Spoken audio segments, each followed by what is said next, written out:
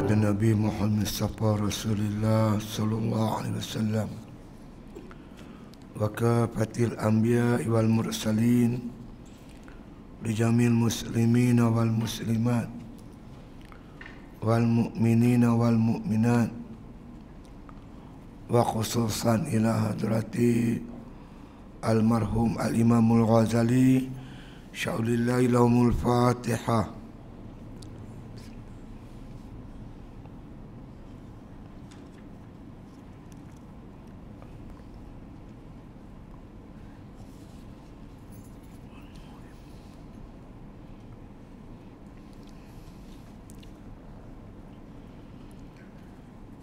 Bismillahirrahmanirrahim.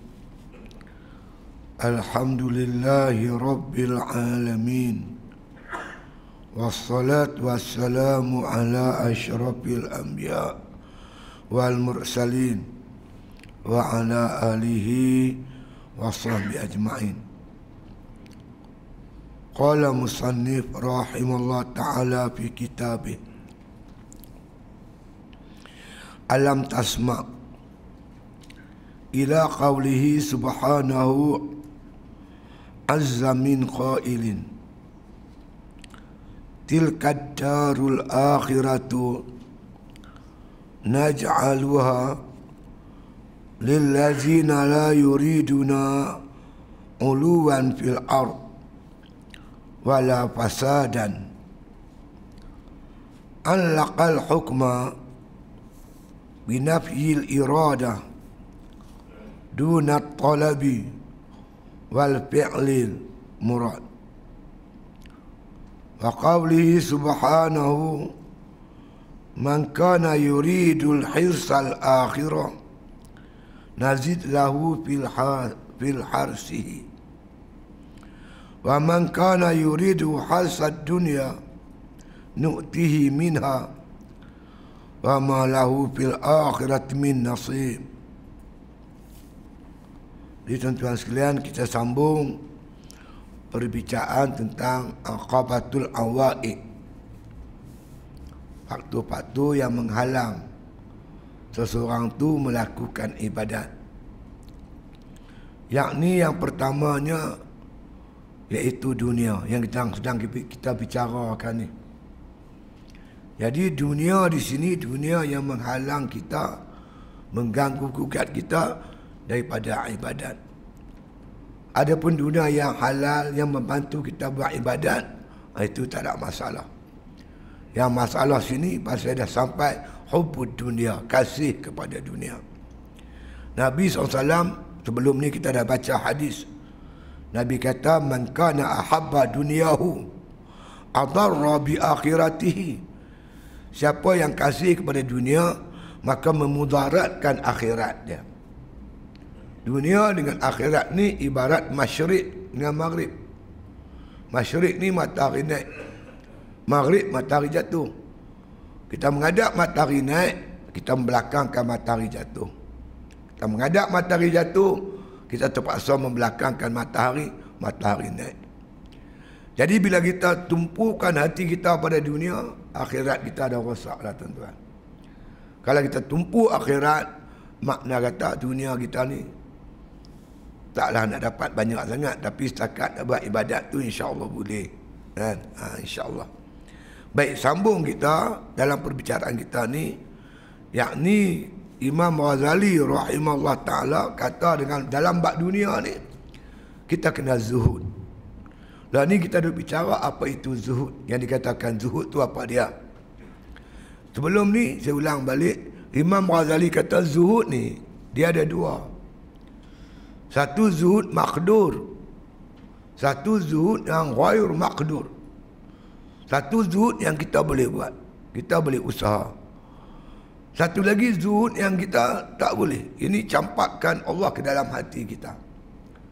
Bila kita beramal dengan zuhud maqdur, Allah bagi kepada kita zuhud yang tiada maqdur.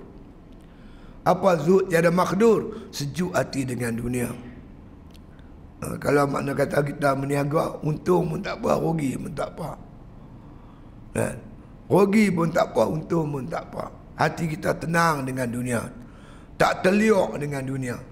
Sehingga sampai peringkat dunia tak boleh nak kacau kita untuk melakukan ibadat. Ramai orang tuan-tuan sekalian. Dia berniaga.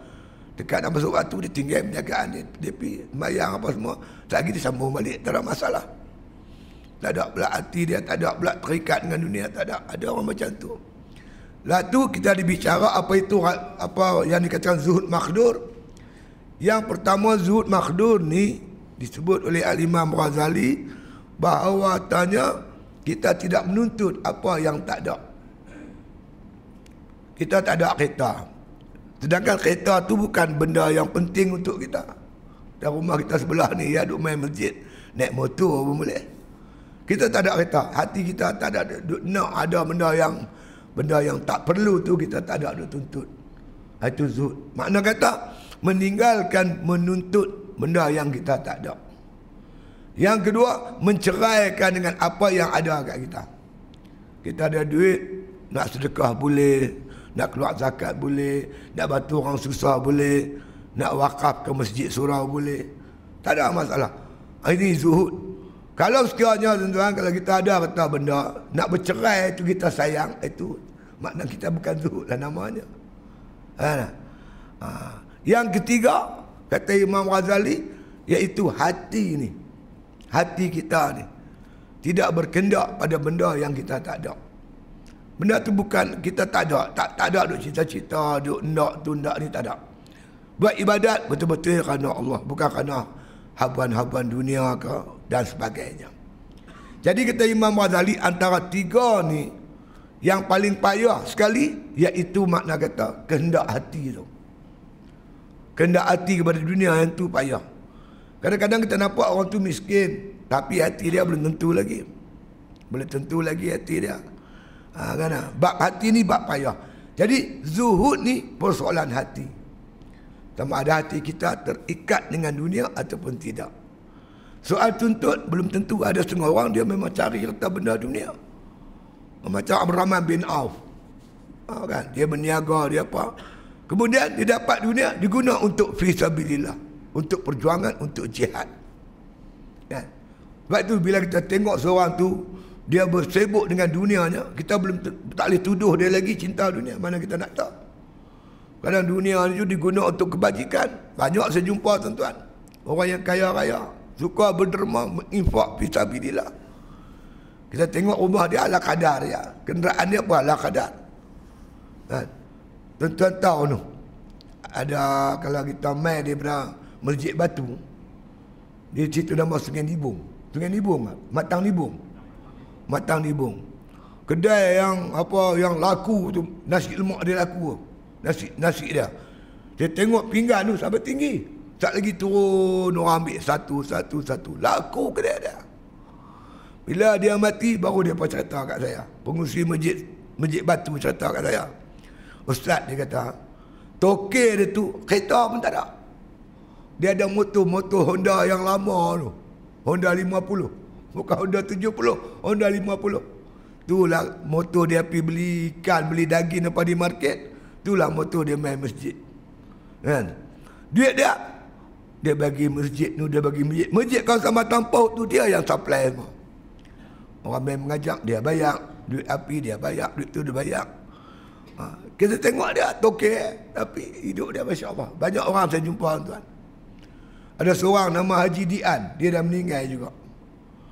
Dia seorang kontraktor tuan-tuan.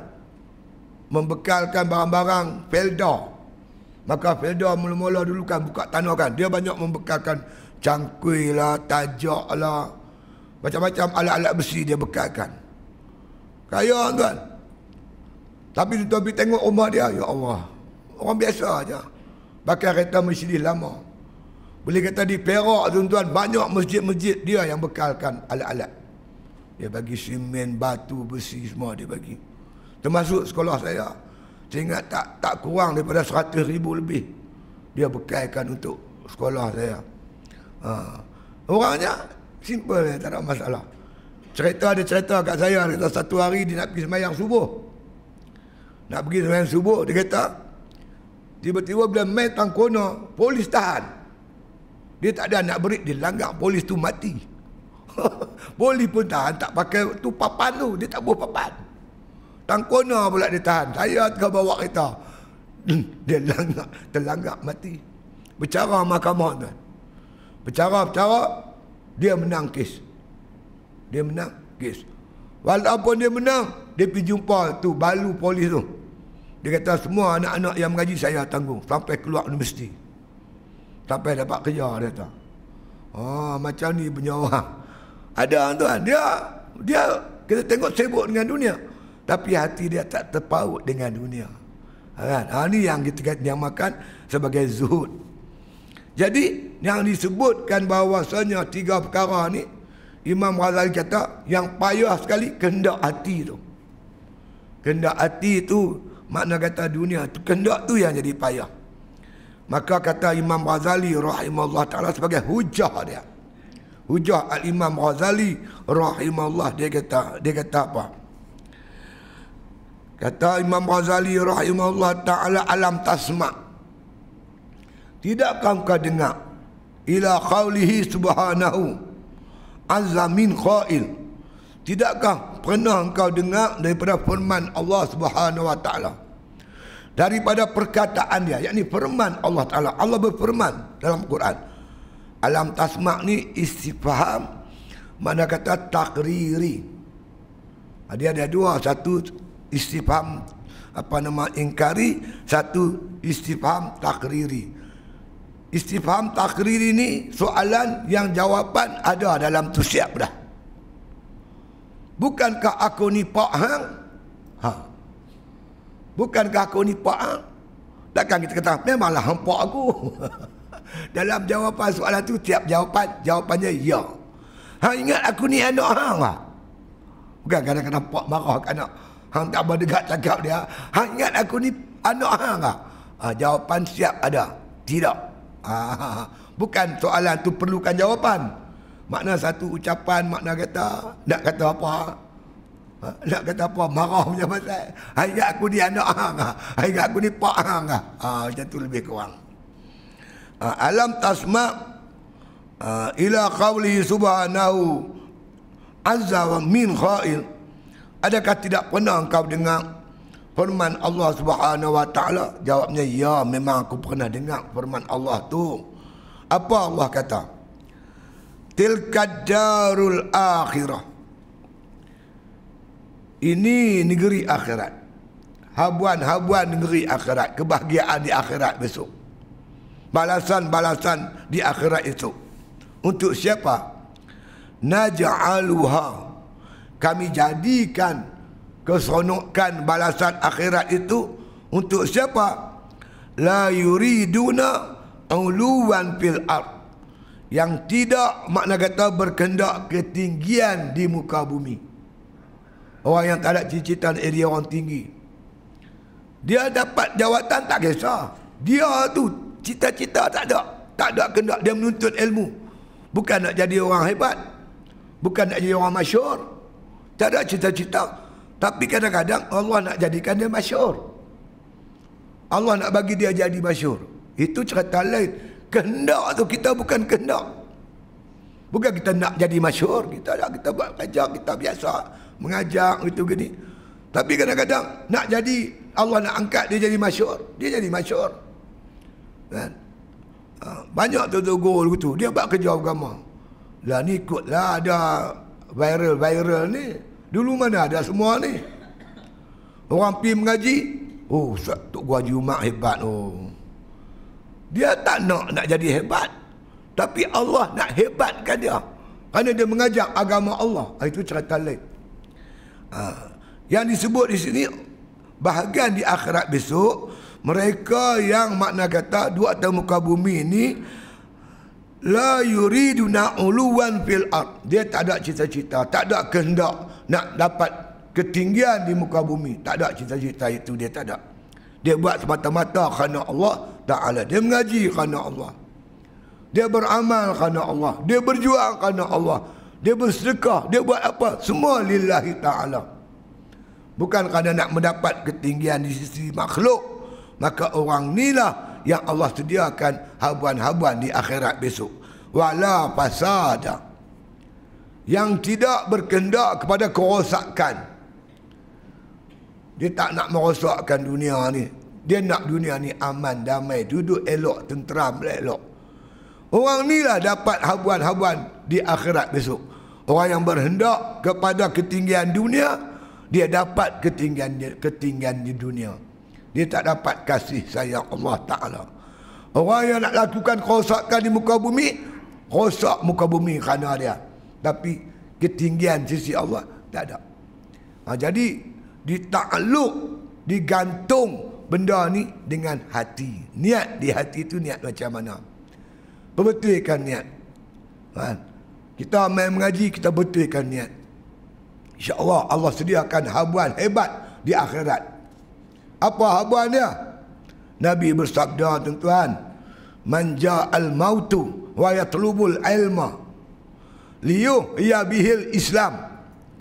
Siapa mati dalam keadaan dia menuntut ilmu, tengah-tengah duk main pergi balik mengaji ni, tiba-tiba dia mati. Tak kira lah mati sakit ke, mati aksiden ke, tak kira mati kerana apa, tapi dia mati dalam keadaan menuntut ilmu. Untuk apa dia mengaji? Liyuhya bihil Islam. Dia nak menghidupkan dengan ilmu dia tu agama Islam. Dia nak tegakkan Islam dalam diri dia, rumah tangga dia, masyarakat dan negara dia. Niat macam tu punya sahih. Bukan kerana dapat habuan-habuan dunia, bukan kerana nak masyhur, bukan kerana nak dipuji orang dan sebagainya. Apa yang Allah anugerah pada dia, fa bainahu wa bainal anbiya'i fil jannah darajatan wahidah, kata Nabi. Antaranya dan antara nabi-nabi duduk dalam syurga yang satu besok bersama-sama Nabi alaihimussalatu wassalam. Niat tu yang penting. Sebab itu makna kata niat kita tu bukan kerana nak rosakkan dunia, bukan kerana nak ketinggian di muka bumi. Buat kerja apa pun semata-mata kerana Allah. Apa kerana Allah? Kerana Allah pertama, kerana nak menjunjung tinggi perintah Allah Ta'ala. Itu nombor satu. Nombor dua, nak menzahirkan rupa kehambaan kita kepada Allah. Macam tuan-tuan duduk depan saya, mana kenal? Tak kenal. Dia ni apa dia? Satu hari pergi hospital. Pipi, tengok macam kenal. Ni siapa dia? Saya duduk pergi masjid, ustaz kuliah selalu saya ada. Baru tahu dia doktor. Pakai dia punya jaket dia putih juga lah. Lepas tu dia pakai stetoskop. Dia cek darah orang pakai BP set. Oh, doktor. Macam mana kita tahu doktor? Rupa doktor tu ada kat dia. Rupa doktor tu ada pada dia. Kita ni apa bukti kita hamba bagi Allah? Rupa kehambaan kita tu ibadat kepada Allah. Ruka'an sujadan. Bila kita rokok, kita sujud, kita baca Quran, kita berzikir, itulah rupa-rupa kehambaan. Jadi ibadat kita ni semata-mata nak menzahirkan rupa kehambaan kita kepada Allah Subhanahu wa taala. Apa lagi? Kerana apa ibadat? Yang dikatakan ikhlas tu tak lain tak bukan nak mendekatkan diri kita kepada Allah. Dengan ibadat ni tuan-tuan, kita bertambah dekat dengan Allah. Dengan maksiat kita bertambah jauh. Buat maksiat makin jauh, makin jauh, makin jauh daripada Allah. Buat taat makin dekat, makin dekat. Jadi aku buat taat ni untuk mendekatkan diri kepada Allah. Faman kana yarju liqa'a rabbih falyamal amalan salihan. Siapa cita-cita, makna kata nak bertemu dengan Tuhan dia, maka hendaklah dia mengerjakan amalan soleh. Amalan soleh kita buat untuk mendekatkan diri kita kepada Allah Ta'ala. Itu ikhlas nama dia. Fa iza ta'alaka ibadi anni fa inni qarib. Bila hamba aku bertanya tentang diriku Muhammad, hang habang kat puak-puak yang buat ibadat tu, fa inni qarib, aku dekat dengan mereka. Jadi ibadat ni mendekatkan kita dengan Allah. Buat ibadat kerana nak mendekatkan diri dengan kepada Allah Ta'ala. Apalagi untuk menuntut kasih sayang Allah. Kita nak Allah sayang kat kita. Innallaha yuhibbul ladzina yuqatiluna fi sabilihi saffan. Sungguhnya Allah kasih sayang para orang yang berjihad di jalan Allah Ta'ala. Saffan, berjamaah. Allah sayang orang berjuang. Kita berjuang kerana menuntut kasih sayang. Nak Allah sayang kat kita. Puncaknya kita nak cari redha Allah Subhanahu Wa Ta'ala. Ya bataruna fadlan minallahi wa ridwana. Mereka itu para sahabat radhiyallahu ma'in.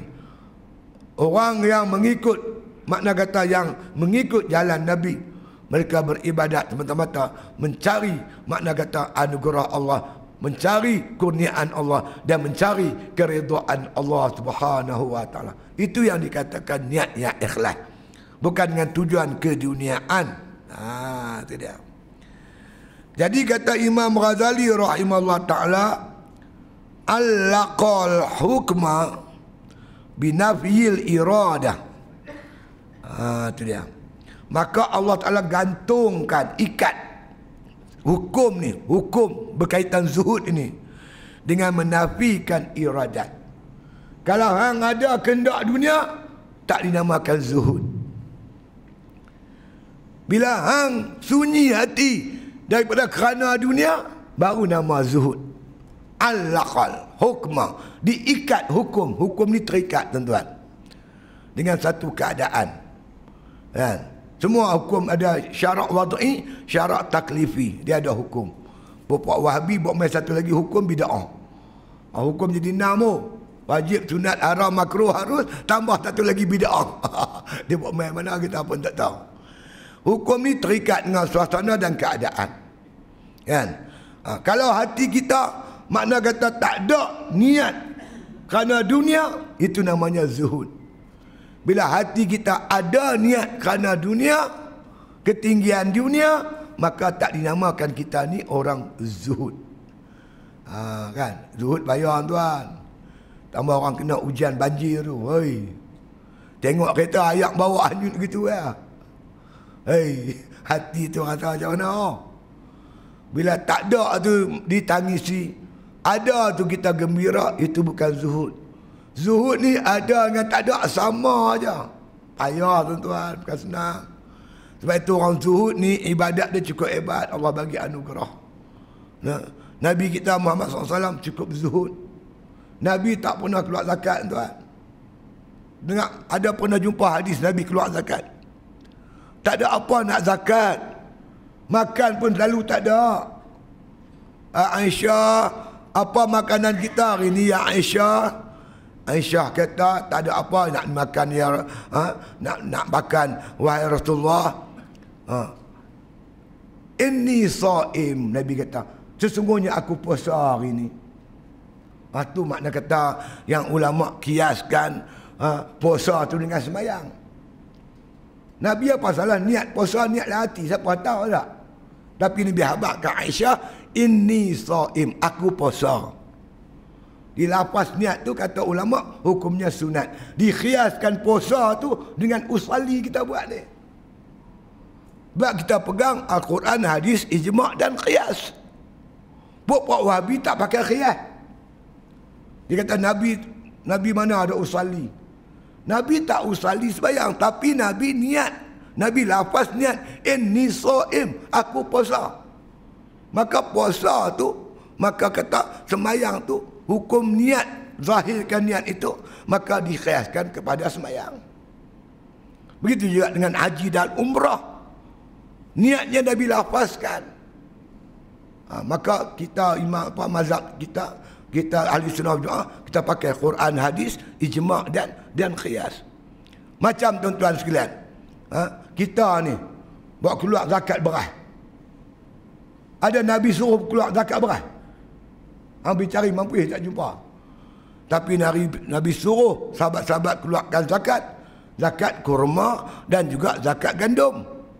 Kurma dan gandum makanan depa sana. Dikiaskan makanan kita di sini beras, keluarlah zakat beras. Banyak perkara tuan. Macam kita kata masalah petai dan jerin. Daripada bawang merah. makan bawang mentah hukumnya makruh, maka dikiaskan kepada makna kata petai jerit juga hukumnya makruh. Kita ada kaedah-kaedah fiqh yang dibawa oleh ulama-ulama kita zaman berzaman. Quran hadis saja tak cukup, kita kena ada ijma' dan juga qiyas. Begitu. Jadi tuan-tuan sekalian, tidak ada makna kata diikat. Hukum zuhud tu diikat binafyil iradah, dengan menafikan kehendak. Bila ada kita tak ada kehendak dunia, baru dinamakan zuhud. Hati kita tu, kita main menuntut ilmu kerana Allah, bukan kerana nak jadi itu, nak jadi ini. Itu namanya zuhud. Bila kita buat satu kerja, ada saja niat yang lain daripada Allah Ta'ala, maka kita bukanlah dinamakan orang yang zuhud, maka dinafikan makna kata kita ni sebagai seorang yang bersifat dengan sifat zuhud. Itu dia. Lepas tu dia kata binafil iradati dunat talabi, bukan tuntut. Ada orang tuntut dunia tapi hati dia tak terpaut dengan dunia.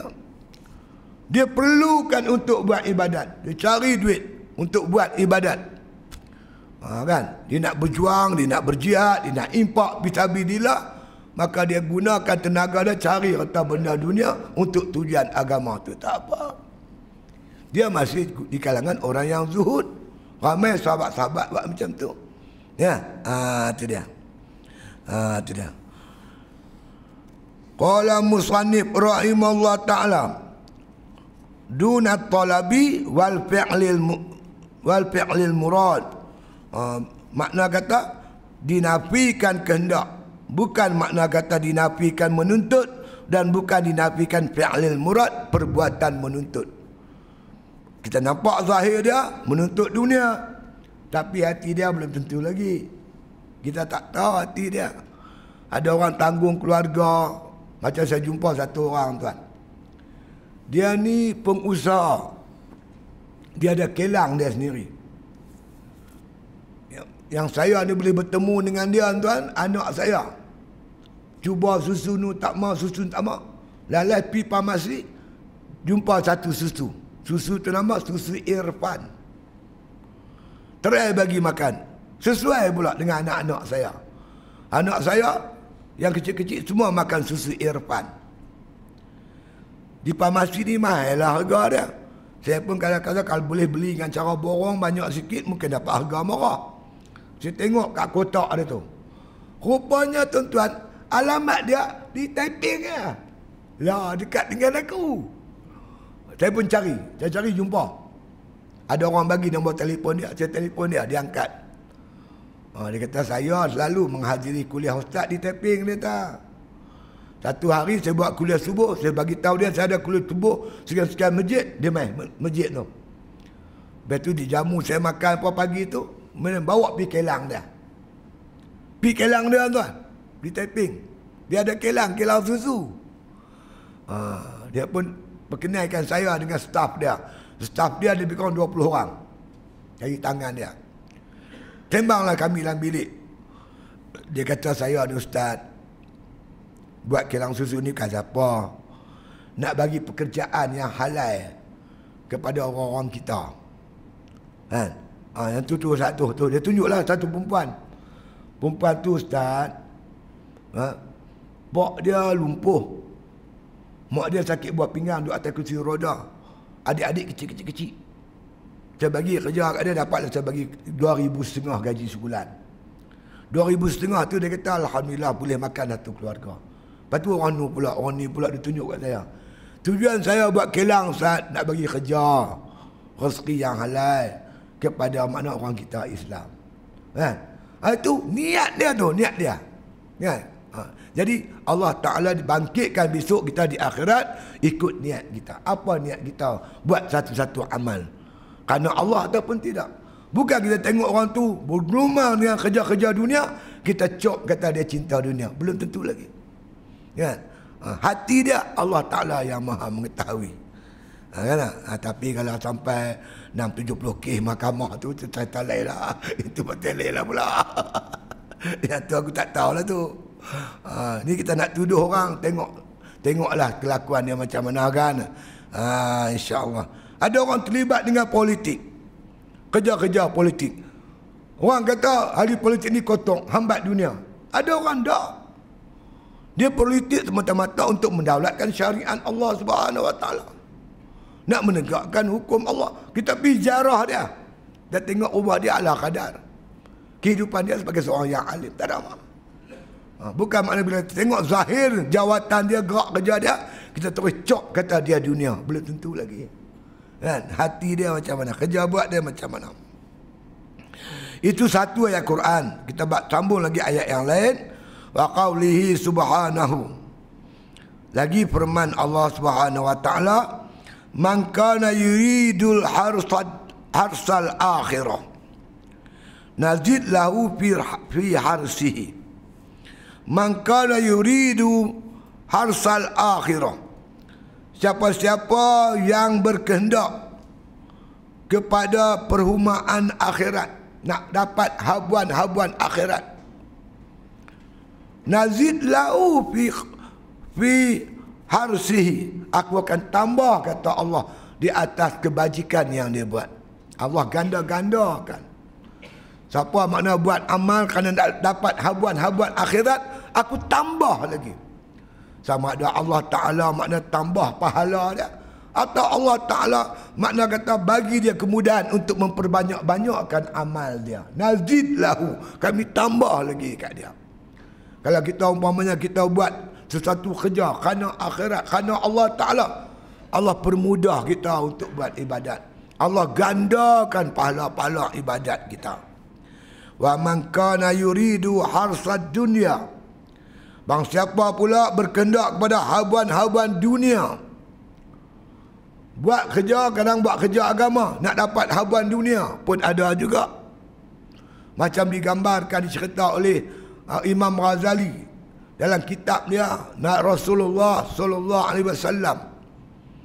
Mana kata menyalakan, bila dinyalakan api neraka jahanam, yang mula-mula dipanggil siapa dia?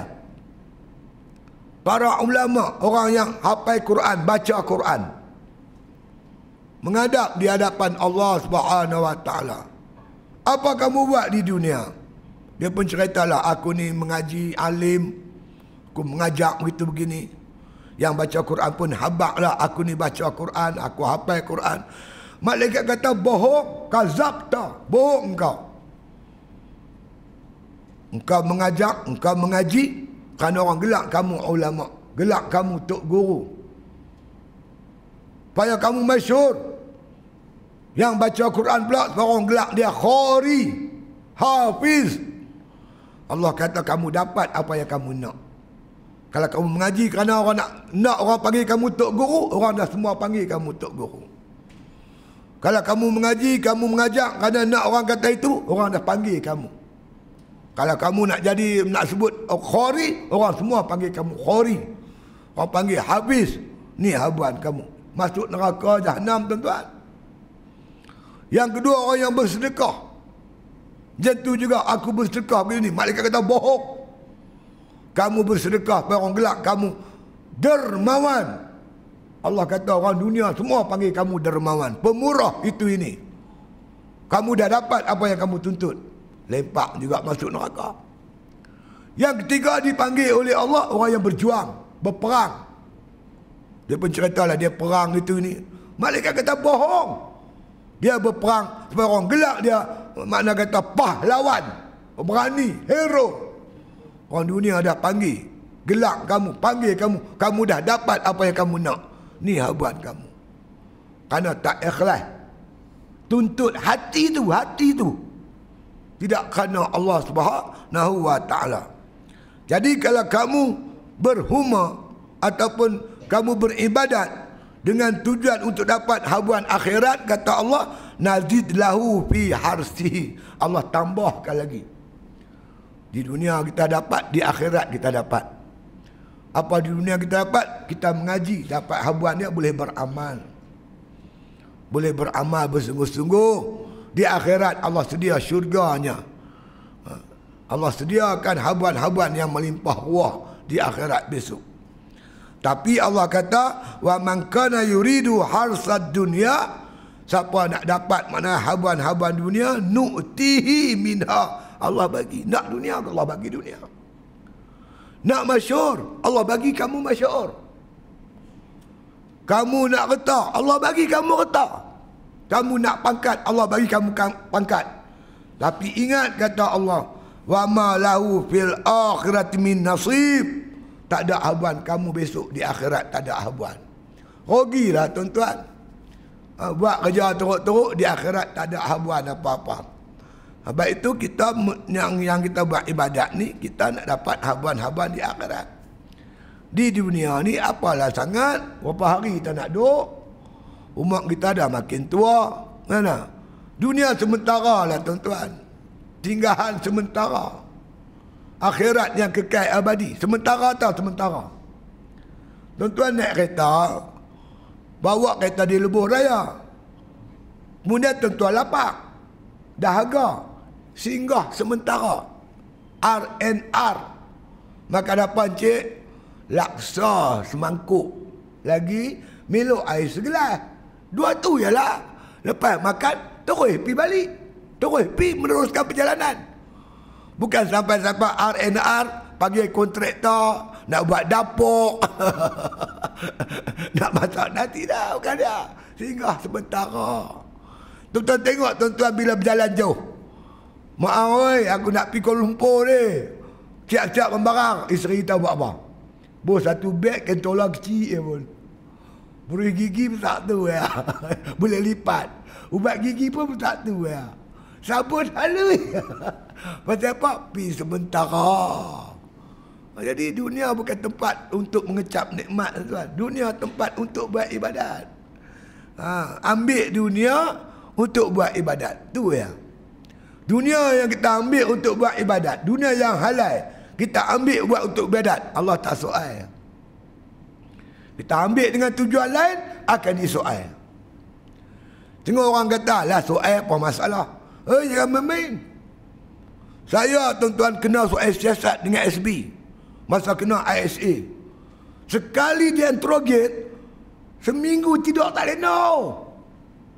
Sakit kepala seminggu, makan tak apa lalu. Tu, satu hari dia soal kita, soal siasat kita. Seminggu tidur tak lena. Ini bayangkan malaikat soal siasat, Allah soal. Oh, jangan buat pasal. Nak lari pergi mana? Jadi, akhirat itulah tempat sebenar, tuan-tuan. Tempat yang sebenar, bahagia yang sebenar. Jadi, kalau kita nak habuan dunia, kita dapat. Tapi kalau kita nak habuan akhirat, Allah Ta'ala tambah lagi ganjaran-ganjaran untuk kita. Pilihlah akhirat. Sebab wal akhiratu khairun wa abqa. Akhirat itu lebih baik dan lebih kekal. Itu dia. Wa qawlihi subhanahu wa ta'ala. Lagi firman Allah. Imam Ghazali buat main hujah-hujah Quran. Bahawa nak sebutnya bab zuhud ni hati-hati. Hati kita ni macam mana dengan dunia. Itu dia. Firman Allah Ta'ala, man kana yuridul ajilah ajalna lahu fiha ma nasya. Man kana yuridul ajilah, siapa nak habuan-habuan yang segera. Ajilah ni segera. Kita makna kata kita mengaji nak habuan segera, nak orang puji, nak dunia, nak pangkat kedudukan. Makna habuan, makna segera ni habuan-habuan di dunia. Dia ada dua tuan-tuan. Satu makna kata jannatul ajilah. Satu lagi jannatul ajilah. Yang kata ajilah ni disegerakan di dunia. Ajilah ditangguh. Dia ni mencari makna kata habuan-habuan segera di dunia. Orang puji, kaya raya. Lah kaya raya tuan-tuan tengok tuan tunjuk di Kelang, di lembah Kelang tuan. Dia tu kata saya buat rumah, dia kata. Dia himpun duit 20 tahun. 95% dia siap. Tetap main banjir sekelip mata habis. Ada orang baru beli kereta baru dan pakai 2 hari habis. Jadi tu apa yang keren tu dia tarik, tak tahu kereta siapa dia tarik habis. Jadi bersih buruk lah. Dunia lah tuan-tuan. Ya Allah. Tuhan tunjuk depan mata kita. Dunia.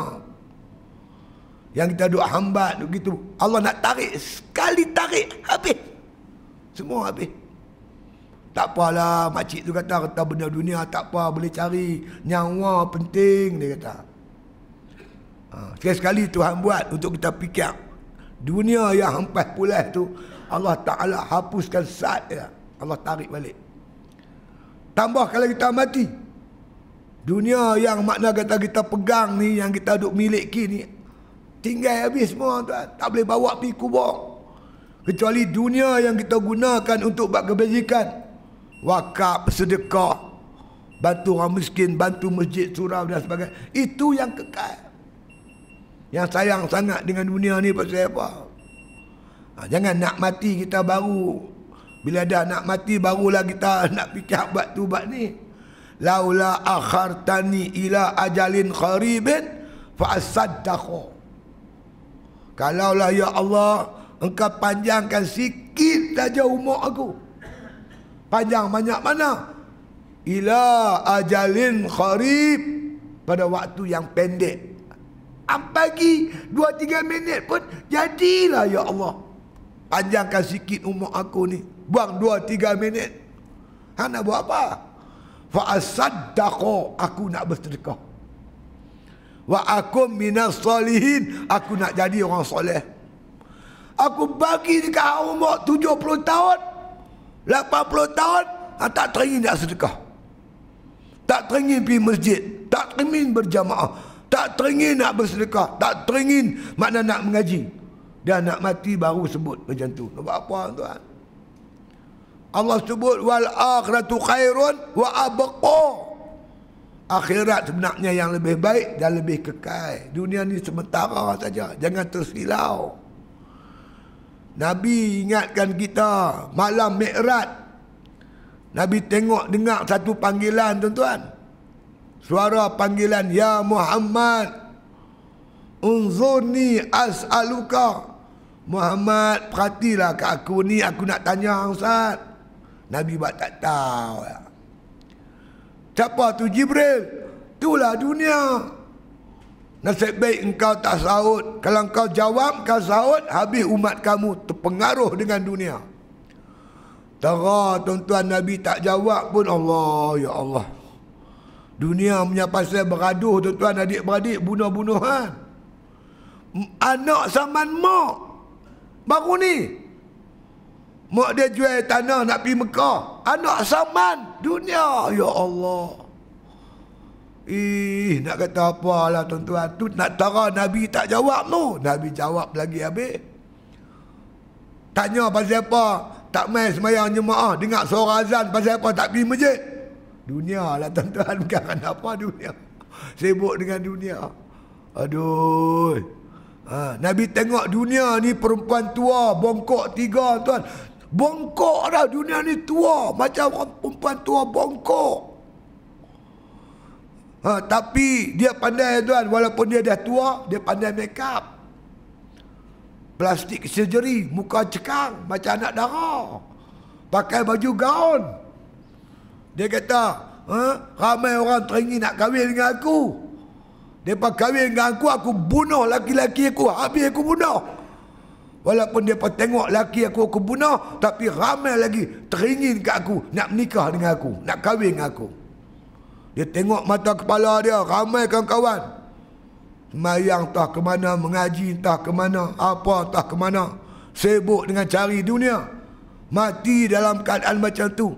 Alhaakumut takasur hatta zurtumul maqabir. Melalai harta benda, anak pinak, sampai masuk dalam kubur. Sedap-sedap duduk dalam kubur dah. Dia tengok mata kepala dia, tapi dia teringin lagi nak kahwin dengan aku. Aduh, dunia lah tuan-tuan. Kita jangan ambil dunia sekadar perlu untuk buat ibadat kepada Allah Subhanahu Wa Taala. Jangan sampai melalaikan kita daripada beribadat kepada Allah. Lepas tu kata Allah, man kana yuridul ajilah, siapa berkehendak kepada habuan-habuan segera di dunia ni. Dia mengaji, dia menuntut, dia nak masyhur, dunia. Mengaji menuntut kerana nak peleceh orang lain, dunia. Mengaji menuntut kerana nak dapat haba dunia, pangkat. Semua ni dunia. Apa kata Allah? Ajilna lahu. Maka kami segerakan bagi dia. Dia nak aku bagi. Dia nak aku bagi. Dia nak masyhur, aku bagi dia masyhur. Dia nak pangkat, aku bagi dia pangkat. Dia nak apa lagi? Nak berjatuh orang lain, nak peleceh orang lain, aku bagi. Ajilna lahu, kami segerakan baginya. Itu dia. Ajilna lahu fiha ma nasya, kami bagi padanya itu mengikut kehendak kami. Tengok orang dia nak masyhur, tak masyhur juga pun. Masuk kata Facebook nak masyhurkan diri, tak masyhur juga. Ada setengah tu kan. Itu dia. Orang meluat pun ada. Mana tak meluat tuan-tuan? Dia nak masyhur, nak tunjuk diri. Dia peleceh ulama-ulama dulu. Dia kata apa? Ni ilmu tasawuf, ni ilmu ayat cak. Saya tengok komen bawah tu semua pakai bagi dia. Hati kotok begitu. Kawan dia kata dia macam-macam. Dia nak masyhur, tak masyhur orang marah lagi ada. Jadi kami kendaki, mana yang kami nak bagi masyhur, kami bagi masyhur. Itu ujian untuk dia. Mana tak juga. Satu lagi firman Allah Subhanahu wa ta'ala. Wa qawlihi subhanahu wa ta'ala. Lagi-lagi firman Allah. Man aradal akhirah wa sa'alaha sa'yaha. Itu dia. Makna wa man aradal akhirah. Barang siapa berkendakkan, makna kelebihan-kelebihan akhirat. Wa sa'alaha, dan dia berusaha ke arah itu. Berusaha bersungguh-sungguh untuk dapat habuan-habuan akhirat. Dia kata sa'yaha, maka usahalah dia untuk itu. Jadi orang ni dia nak kelebihan akhirat, dia bekerja untuk akhirat. Kan? Orang yang nak kelebihan dunia, dia bekerja untuk dunia. Kan? Tidak ikut kehendak hati dia. Jadi kata Imam Ghazali, ama taral isyarata kulliha ilal irada, maka apakah tidak engkau melihat diisyaratkan semua ayat-ayat yang dibacakan tadi ilal irada, maka ditujukan kepada iradat, kehendak hati kita tu nak macam mana, nak dunia kan nak akhirat. Bukan apa yang kita buat, yang pentingnya apa yang ada di hati kita. Sebab itu makna kata bila kita menuntut ilmu, kita letakkan niat semata-mata kerana Allah Subhanahu wa ta'ala. Imam Ghazali menyebut ada beberapa perkara niat menuntut ilmu ni. Yang pertama, kita nak keluarkan daripada lembah kejahilan kepada lembah ilmu. Orang jahil ni Allah murka, orang alim ni Allah sayang. Nak keluar daripada dunia kegelapan kejahilan kepada dunia yang terang benderang dengan ilmu pengetahuan agama. Kita menuntut ilmu kerana kita ni tuan-tuan nak menjadi hamba bagi Allah Ta'ala. Tanpa ilmu tuan-tuan kita mensyirikkan Allah dalam keadaan kita tak tahu. Kita menuntut ilmu ni dengan tujuan nak mengenal Allah dan nak mengabdikan diri kepada Allah Subhanahu wa ta'ala. Kita menuntut ilmu tuan-tuan sekalian supaya kita nak mengenal diri kita yang serba kekurangan. Lagi mengaji, lagi rasa diri ni lekeh, lagi rasa kebesaran dan keagungan Allah Subhanahu wa ta'ala. Menuntut ilmu, kita nak kenal kekurangan yang ada pada kita. Bila kita mengaji, kita jumpa tuan-tuan, banyak benda kita buat tak kena. Segi akidah kita, segi ibadat kita, segi perjalanan hati kita. Oh, rupanya aku ni takabur, aku ni riak. Hingga kita berbetui apa yang ada diri kita. Kita mengaji ni tuan-tuan sekalian, supaya kita nak mengenal tipu daya syaitan. Kita tak mengaji, kita tak jumpa macam mana syaitan tipu kita. Dan kita nak memperbaiki diri kita. Kita mengaji tuan-tuan sekalian supaya kita lebih gemar kepada akhirat daripada gemar kepada dunia. Tuan-tuan boleh rujuk kitab makna kata Hidayatus Salikin. Imam Ghazali bagi 7 matlamat menuntut ilmu tu, ada 7 niat yang baik. Itu dia. Jadi tidakkah kau lihat, kata Imam Ghazali, bahwasanya disebut ayat Quran tu iradah. Yakni orang yang berkehendak. Apa nak kita tu? Niat kita tu apa benda? Apa yang kita cita-cita kita dalam kita buat ibadat? Kerana dunia ataupun kerana akhirat. Itu dia. Oleh itu kata Imam Ghazali rahimahullah taala, ya, fa amruha wal muhimmu izan.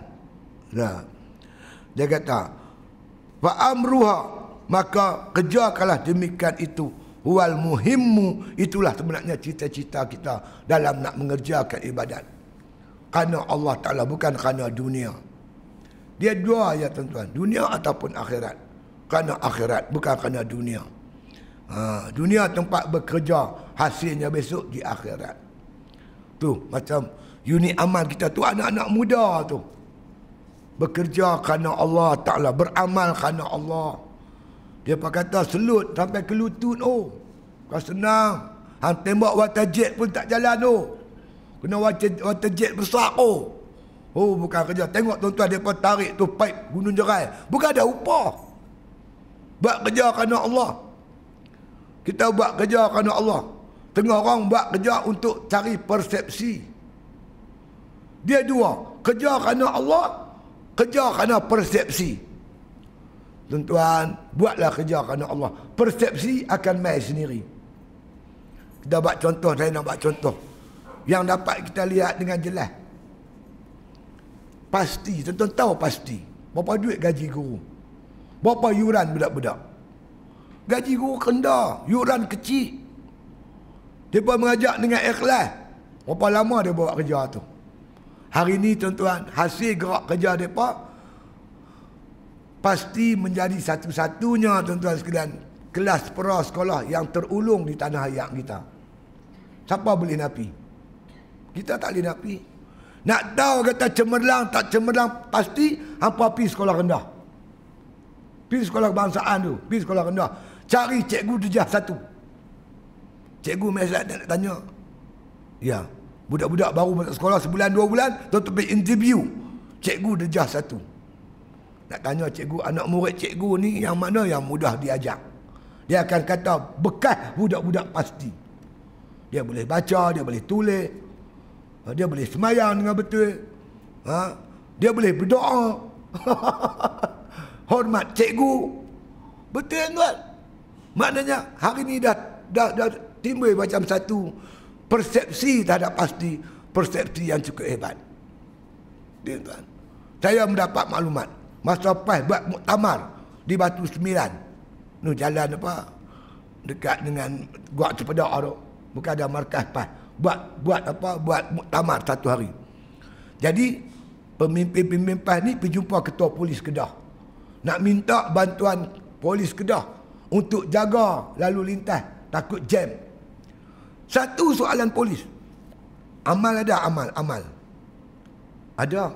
Berapa kekuatan amal? Strength dia berapa? Maka bagi tahulah sekian banyak orang, berapa ratus. Polis kata kalau macam tu, tak payah panggil polis lah, cukup dah tu. Tuan-tuan boleh nampak, polis pun yakin dengan unit amal. Bukan cakap polis, hospital. Tahun tu tuan-tuan saya pergi muktamar tahun tu. Kan? Berlaku ribut petang tu dekat Maghrib. Ribut dia bagi kemah-kemah dan tunggang terbalik. Ramai juga yang cedera, kena pukul dek kemah tu. Panggil ambulan. Tuan-tuan, hospital terkejut. Rupanya unit amal ni dia ada unit tuan-tuan medik. Dalam tu doktor ada, HA ada, semua ada. Dia pun boleh balut semua elok. Ambulan ambil bawa pergi hospital. Ada orang insiden balut dah siap. Unit amal. Hospital pun angkat tangan tuan-tuan. Hari ni unit amal menjadi makna kita kata salah satu NGO yang makna diakui kebolehan mereka dalam mengatasi masalah banjir. Ni beribu sekarang ni. Dekat 6,000 daripada sana. Bantu sana, bantu sini. Jadi kita buat kerja dengan elok, persepsi dia main sendiri. Saya buat contoh tiang dengan bayang. Ada tiang, tentu ada bayang kan. Bayang tiang ikut tiang. Tiang bengkok, bayang bengkok tak? Kalau tiang lurus, bayang lurus. Hang buat kerja baik, persepsi insya-Allah baik. Lepas tu pepatah Arab kata, la tastaqimuz zillu wal udu a'waj. Tidak akan lurus bayang kalau tiang dia bengkok. Kalau tiang bengkok, tuan-tuan nak buat apa? Mai ramai-ramai gotong royong, petegak bayang bagi lurus. Boleh? Mana boleh pelurus bayang? Kita lurus tiang, maka bayang akan lurus. Buat kerja lillahi ta'ala, ikhlas kerana Allah. Buat elok-elok, insya-Allah persepsi yang baik akan timbul. Akan timbul di kalangan masyarakat. Percayalah, lambat laun makna kata masyarakat akan makna kata menghormati kita yang buat kerja elok tadi ni, insya-Allah. Jadi bila banjir aja kepala terbayang, mana ini amal. Ada seorang tuan-tuan, dia cerita kat saya tuan. Dia kata banjir besar di Kelantan. Banjir besar. Dia dengan keluarga dia duduk atas bumbung. Malam gelap gelita. Dia telefon polis tak dapat. Dia telefon bomba tak dapat. Handphone dia tinggal 2 bar ya. 2 biji lagi. Handphone dia tinggal 2 biji. Dia telefon unit amal dapat. Amal main dengan bot laju. Bala-bala buta bawa torchlight dulu. Dia bertengok 3-4 beranak duduk atas bumbung. Kalau lewat ustaz 10 minit mati kami anak beranak. Tengok tuan. Allah Rabbi. Macam mana hati dia? Dia rasa macam mana? Kan? Baik tu kita buat kerja dengan ikhlas. Buat kerana Allah Ta'ala. Jangan kita buat kerana pujian orang apa. Tak. Pujian tu dia akan main sendiri. Bukan itu tujuan kita. Sebab tu Tok Guru saya kata, dunia ni sidik, dia kata, macam lembu liak. Tahu lembu liak? Lembu liak ni dia kata, kita hambat dia, dia lari tercacak ekor. Dia lari, tak dapat dah. Tapi kita buat tak peduli kat dia, lembu liak ni, dia sonai pungguk kita. Betul tuan? Dunia ni, kita hambat dia, dia lari. Tapi kita buat tak peduli kat dia, dia sonai pungguk kita. Berapa ramai orang tak peduli dengan dunia. Dunia mai kat dia. Kan? Orang yang hambat dunia tak dapat terang mana pun. Jadi orang yang hebat, dia buat kerja mata-mata kerana Allah, bukan dengan kerana keduniaan. Itu dia. Jadi kata Imam Ghazali rahimahullah taala, ya, lakinil abdu iz wazafa wastaqama 'alal awwalin a'nil tafriq, ya, a'nil tafriq wa tarku fa'mulun min fadlillahi subhanahu wa ta'ala. Ya, maka kata Imam Ghazali rahimahullah ta'ala, tetapi dia kata seorang hamba itu apabila meninggalkan hatinya itu, daripada menuntut, ya, artinya benda yang ada di tangan dia, dia boleh makna kata dia boleh berpisah bila dikehendaki oleh agama. Dia boleh derma, dia boleh infak, dia sanggup ceraikan dunia daripada diri dia. Kalau benda-benda tak perlu, dia tak menuntut. Dan hatinya pun makna kata tidak makna berkehendak kelebihan-kelebihan dunia. Dia kata wastaqama 'alal awwalin, dan berdiri di atas yang awal tadi. Ada 3 benda tadi ni yang kita sebut. Pertama, makna kata dia tidak menuntut benda yang tak ada. Yang kedua, sanggup bercerai daripada benda yang ada kat dia. Dan yang ketiga, hatinya buat kerja semata-mata kerana Allah, bukan kerana keduniaan. Bila 3 ni ada, apa dia 3 itu? Dia kata anit tafriq, dia kata iaitu bahawasanya dia tafriq, berpisah daripada dunia, tak ada hajat dia kerana dunia. Wa tarkal wa tarka, dia kata, dan dia meninggalkan dunia itu fa'mulun min fadlillah subhanahu wa ta'ala, semata-mata mengharapkan kurniaan daripada Allah subhanahu wa ta'ala. Yang kata zuhud tadi ni, yang ada tangan dia berpisah, yang dia tak perlu, dia tak tuntut, dan niat hatinya semata-mata kerana Allah. Bila tiga dia buat benda yang macam ni, semata-mata untuk mendapat anugerah Allah Ta'ala. Dia buat tiga ni semata-mata untuk mendapat kurniaan daripada Allah Subhanahu wa Ta'ala. Dia kata an yufaqahu lidaf'il hadhil iradah, dan muafakat pula supaya meninggalkan kehendak yang tadi ni, wal ikhtiar, dan kehendaknya, anil qalbi, makna menanggalkan tidak di hatinya itu menuntut haban-haban keduniaan, semata-mata nak mencari kurniaan Allah Subhanahu wa Ta'ala.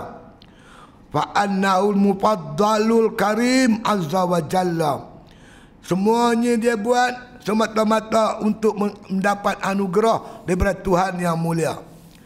Summa, kata Imam Ghazali rahimahullah ta'ala, summa allazi yab'asu ala tarki wa tafriqi wa yuhawwanu alaika zalika zikra afati dunya wa uyubaha. Maka dia kata, bangkitlah seseorang itu di atas meninggalkan dan memisahkan diri kerana untuk mendapat, makna kata memikirkan segala afat-afat dunia dan aib-aib dunia. Dia fikir tentang aib dunia, dia fikir tentang kerosakan dunia. Banyak dia perhati orang yang sibuk dengan dunia, ke mana saja, mana arah tujunya. Maka dengan dia pikir-pikir macam tu, dia menjadilah makna orang yang zuhud kepada dunia dan menumpukan ibadatnya semata-mata kerana Allah Subhanahu wa Ta'ala. Kemudian kata Imam Ghazali, wa qad aksarun nasul khawla fi zalika faminhu, dia kata qawla ba'duhum. Maka kata lagi Imam Ghazali rahimahullah ta'ala, banyaklah perkataan-perkataan ulama-ulama yang menyampaikan kepada kita perkataan mereka itu berkaitan tercelanya dunia. Dia antaranya, dia kata para alim ulama, wa tarkud dunya qillati, dia kata ghanaiha, kami tinggalkan dunia kerana sedikit kayanya. Kami tinggalkan dunia kerana kaya dunia ni tak terah mana. Hang himpun dunia pun nak buat apa banyak-banyak, makan bukan boleh banyak. Hang nak makan banyak, hang darah tinggi. Hang nak makan lebih, kencing manis.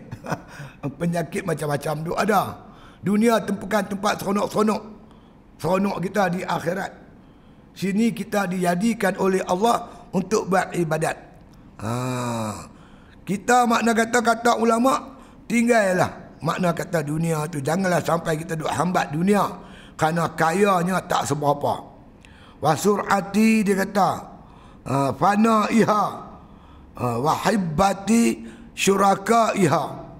Maka kata juga ulama, dunia ni segera binasanya bagi orang yang bersekutu dengan dia.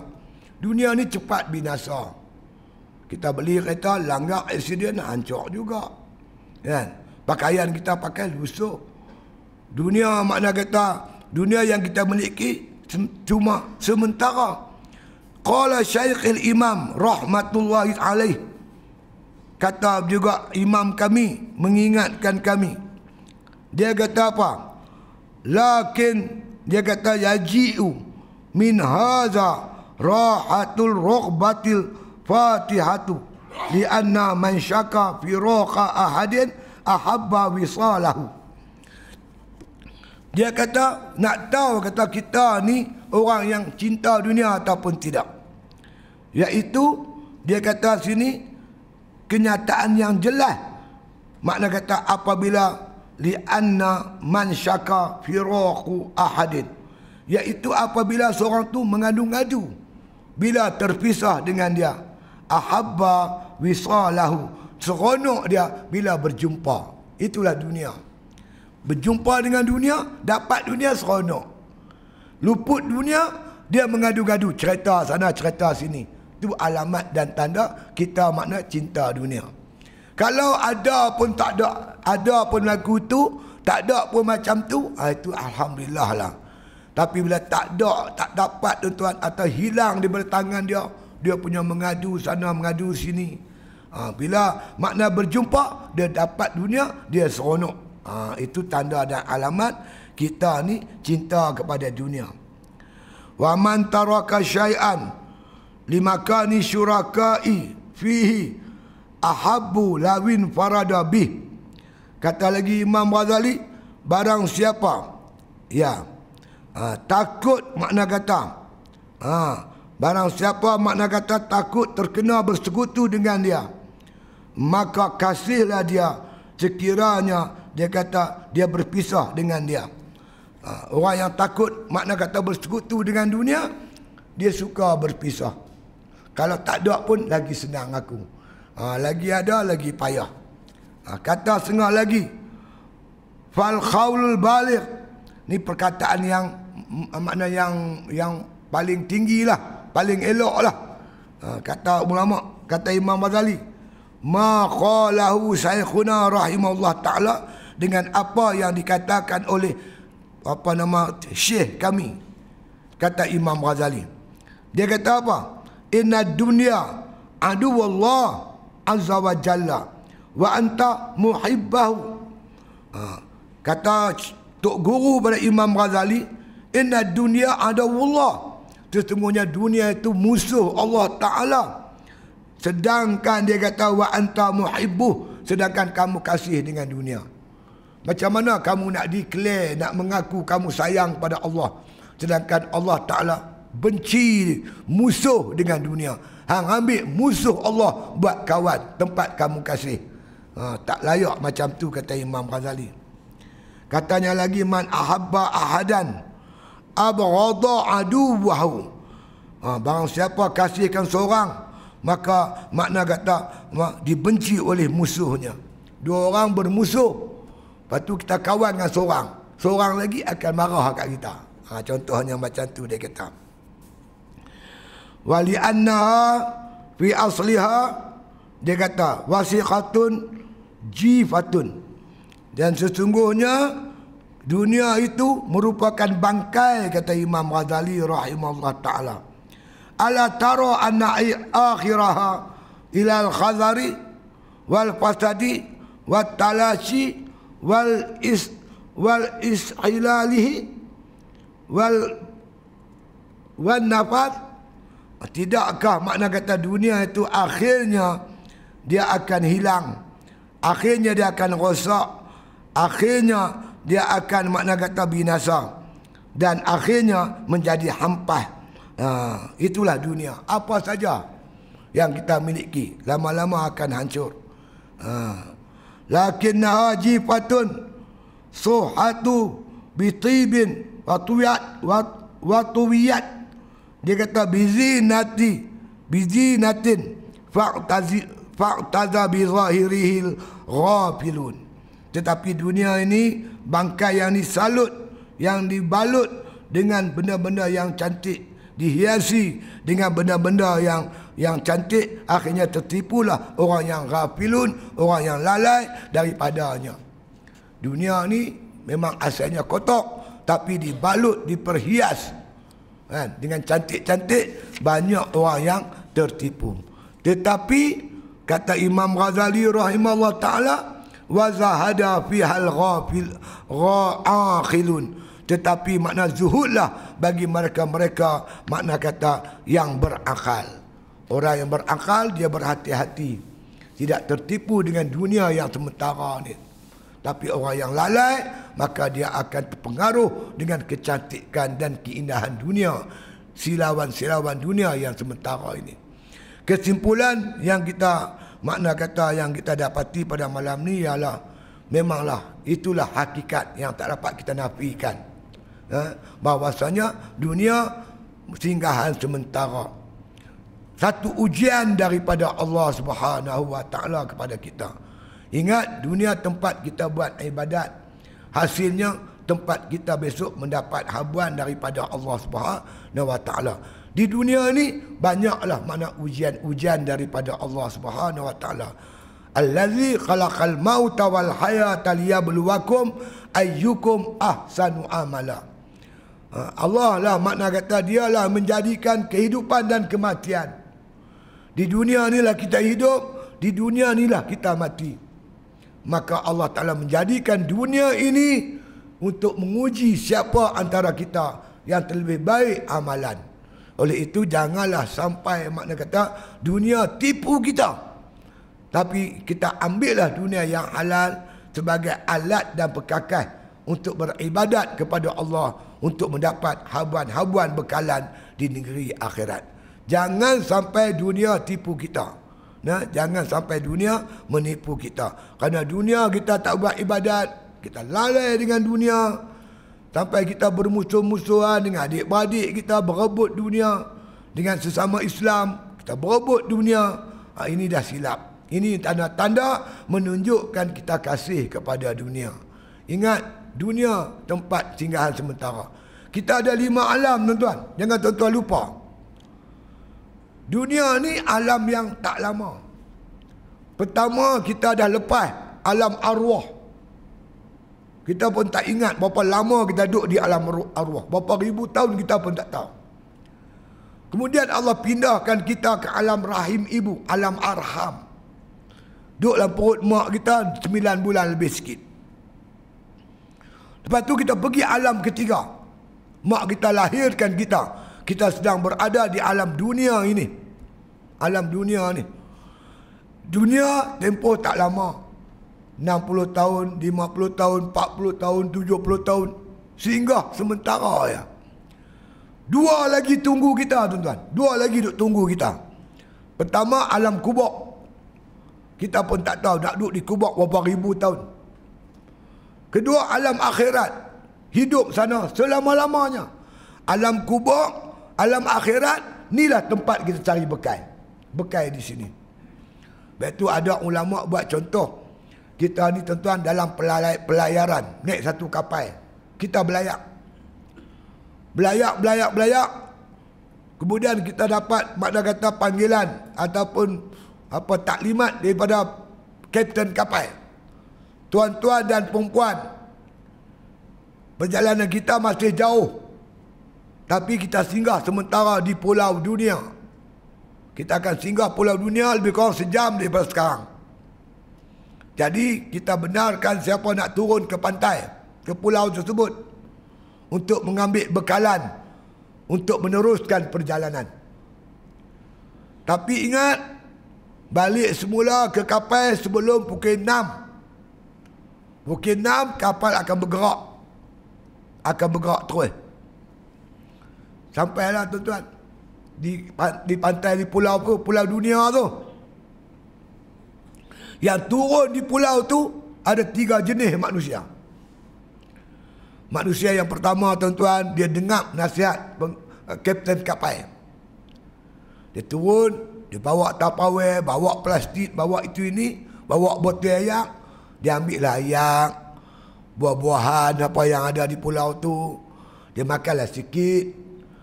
Dia bawa bekal untuk meneruskan perjalanan. Dia sampai kapal, tuan-tuan. Kapal kata, kapten kata balik pukul 6, dia pukul 5 dah naik atas lah. Dia boleh pilih, tuan-tuan, tempat yang elok-elok untuk dia duduk di kapal tu. Dia berehat situ. Ada kumpulan satu lagi, dia turun-turun sampai tak ingat apa dah. Dia tengok pulau dunia, makan, minum,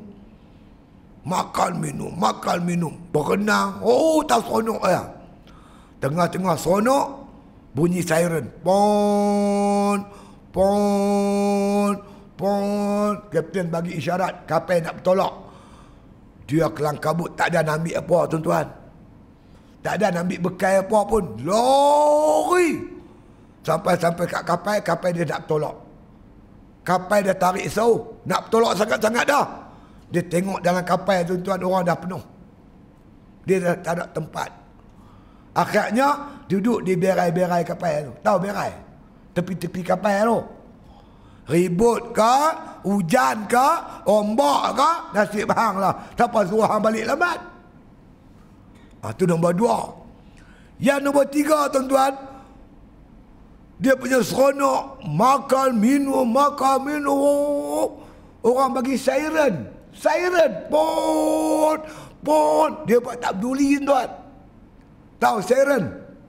Siren dia darah tinggi, kecil manis, lemah jantung, buah pinggang, dialisis ni. Lepas tu pula janggut pun dah putih. Siren kapan nak tolak dah, mati tak lama lagi. Dia buat tak peduli, duk tengok Gusti lagi. Ada jenis lagu tu tak peduli dengan siren. Sedap-sedap kapal bertolak. Dia pergi kat kapal tu, tuan, tengok kapal dah tak ada. Duduklah di pulau tu, ulak lah, bewak lah, lipat lah, nasib lah hang. Siapa hang tak ingat? Kita pun begitu, tuan-tuan. Kehidupan kita 3 jenis manusia. Yang pertama dia diingat selalu mati. Rumah kedua dia masjid ni lah. Dia main masjid, buat ibadat, dia mengaji, dia apa, baca Quran, dia apa. Kerana dia ingat, aku ada. Satu lagi dunia, ada lagi satu tempat, iaitu di akhirat. Kubur dan akhirat. Ni golongan pertama. Golongan yang kedua, sibuk. Lama-lama tuan main siren. Apa siren? Rambut dia dah putih, uban dah berterabuk, kulit dah kendok, gigi dah gugok. Tuhan bagi dia stroke, lumpuh sebelah badan ni, urut-urut kuat balik. Dia kata tak boleh aku, saat lagi aku mati ibadat tak ada. Tu golongan kedua. Okeylah juga. Dekat nak pencen dia sedap balik, tak apa. Itu golongan nombor 2. Golongan nombor 3 ni tak sedap apa. Makan minum tak seronok, tuan. Ini golongan ketiga. Kita naklah jadi golongan pertama. Ingat tuan-tuan sekalian, hari-hari orang mati. Kawan-kawan kita mati, kita pun akan mati. Ya Allah. Jadi kita jadilah golongan yang pertama, bersedia untuk kembali ke akhirat. Ya, Masya Allah. Saya rasa satu apa sikit kot yang mampu saya sampaikan malam ni. InsyaAllah mudah-mudahan kita sambung pada masa akan datang. Wallahu alam. Al-Fatihah.